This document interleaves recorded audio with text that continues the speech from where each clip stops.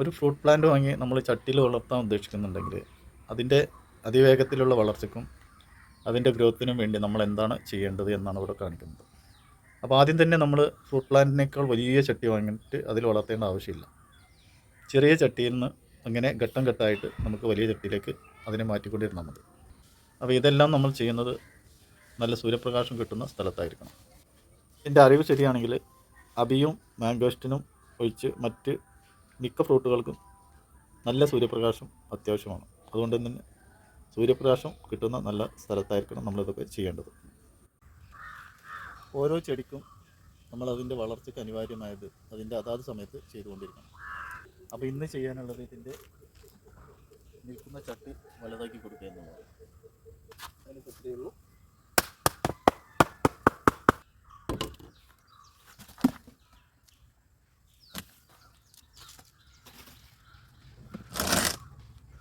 ഇനി ഇതിൽ മണ്ണും വളവും കൊണ്ട് ചെറിയ രീതിയിലൊക്കെ ഫില്ല് ചെയ്യുക. കൂടുതൽ മണ്ണ് നിറയ്ക്കാനൊന്നും പാടില്ല, കാരണം വീണ്ടും വീണ്ടും നമുക്ക് വളപ്രയോഗം നടത്തേണ്ടതാണ്. ചെറിയ രീതിയിലൊക്കെ കരിയില കൊണ്ടും മണ്ണും വളം കൊണ്ടൊക്കെ ഫില്ല് ചെയ്യുക. മാവിനൊക്കെ ഏറ്റവും നല്ലത് ചാണകപ്പൊടിയാണ്. പിന്നെ ഫ്രൂട്ട് പ്ലാന്റുകളുടെയൊക്കെ ജൈവ മിക്സൊക്കെ കടയിൽ കിട്ടും, അതൊക്കെ കുറേശ്ശെ ഇട്ട് കൊടുത്താൽ മതി.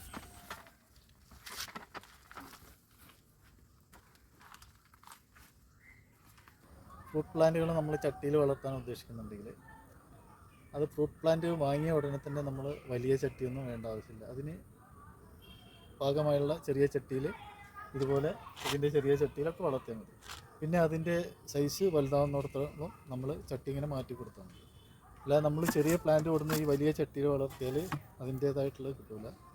അപ്പോൾ നമ്മൾ ഏറ്റവും നല്ലത് ഘട്ടം ഘട്ടങ്ങളായിട്ട് ഇങ്ങനെ മാറ്റി കൊടുക്കുന്നതാണ് നല്ലത്. നമ്മൾ ഇവിടെ മാറ്റുന്നത് നമ്മളിവിടെ കാണിച്ചു തരും.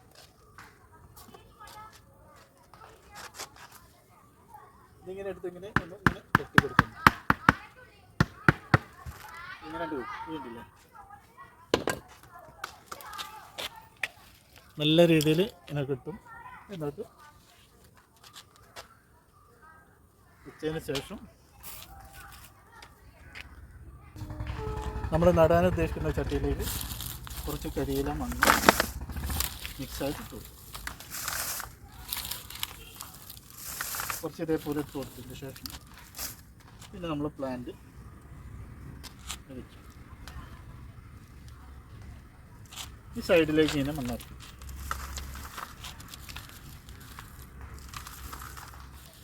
മണ്ണ്, ചാണകപ്പൊടി, ഇതിന് വേണ്ട വളങ്ങളൊക്കെ ഇപ്പോൾ നമുക്ക് പ്രയോഗിക്കാം.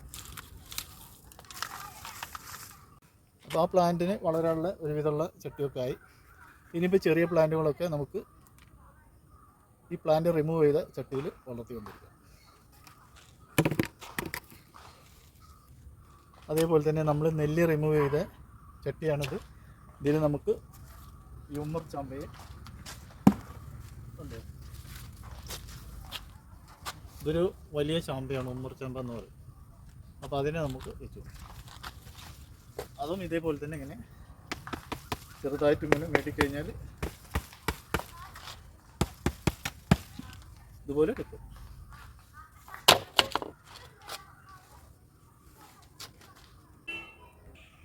അപ്പോൾ ഫ്രൂട്ട് പ്ലാന്റുകളും മറ്റും ഇങ്ങനെ ചട്ടിയിൽ വളർത്തുക എന്നുള്ളത് നിങ്ങൾക്ക് ഏകദേശം രൂപം കിട്ടിയിട്ടുണ്ടാകും. അപ്പോൾ ഇതാണ് നമ്മുടെ പച്ചക്കറിയുടെയും ഫ്രൂട്ട് പ്ലാന്റിൻ്റെയും ഒക്കെ ചെറിയ ലോകം. അപ്പോൾ ഇത് നമ്മൾ പല പ്ലാന്റുകളുണ്ട്. അതിൽ ചിലതൊക്കെ വളർന്ന് ചിലരൊക്കെ ആവശ്യപ്പെട്ടാൽ അങ്ങനെ നമ്മൾ കൊടുത്തുകൊണ്ടിരിക്കും. അങ്ങനെ ഒരു ചെറിയൊരു ലോകമാണ്. അതിൽ നല്ല ഇനം ഔഷധ ഗുണമുള്ള നെല്ലിയുണ്ട്, പിന്നെ നേംഡോക്ക് മാവ്, അങ്ങനെ പല ഇനം മാവുകളുണ്ട്. പിന്നെ അത്തിപ്പഴം.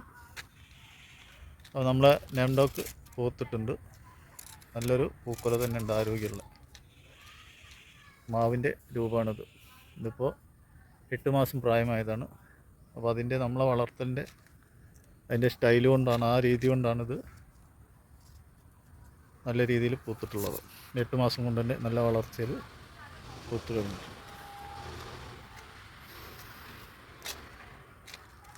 പിന്നെ നമ്മൾ വെറുതെ ഒന്ന് നട്ടു കൊടുത്താൽ മതി. ഒരു ചാക്കിലോ എന്തെങ്കിലും, വെള്ളവും വെയിലും മാത്രം മതി. നമ്മളെ പൈനാപ്പിൾ കൃഷിക്ക്. നിങ്ങൾ കണ്ടിട്ടുണ്ട് പല വീഡിയോകളിലായിട്ട് പൈനാപ്പിളൊക്കെ നമ്മൾ അറുത്ത് വെക്കുന്നത്. നല്ല മുഴുത്ത ഇനം തന്നെ അറുത്ത് വെക്കുന്നുണ്ട്. അപ്പോൾ ഇതൊക്കെയാണ് നമ്മുടെ ലോകം. ഫ്രൂട്ട് പ്ലാന്റുകളും പച്ചക്കറികളുമായിട്ട് അവരോടൊപ്പം.